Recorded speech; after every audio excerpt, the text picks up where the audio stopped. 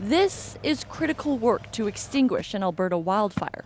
But for Indigenous firefighters like Noah Paul, it's one of many ways to protect their communities.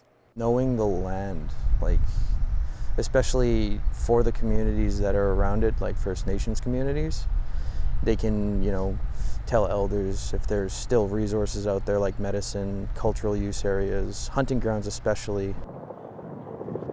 At one point, this same fire in Parkland County forced hundreds of people to flee their homes.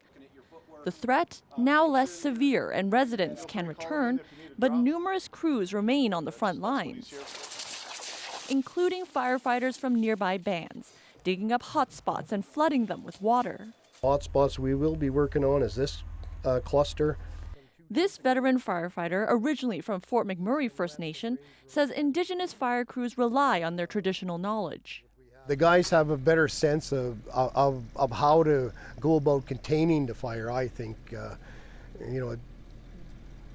You put in the effort along the perimeters of these fires, and a lot of these guys have more experience in the bush than say maybe you, the municipal guys. This wildfire started at the end of April, and it ripped through this area, burning everything in its sight.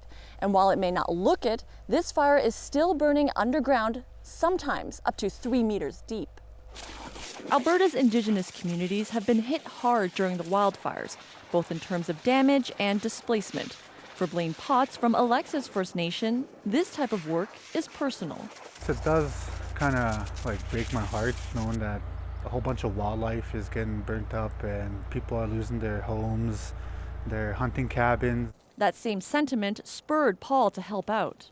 The more guys we have out here, the more we can get people home.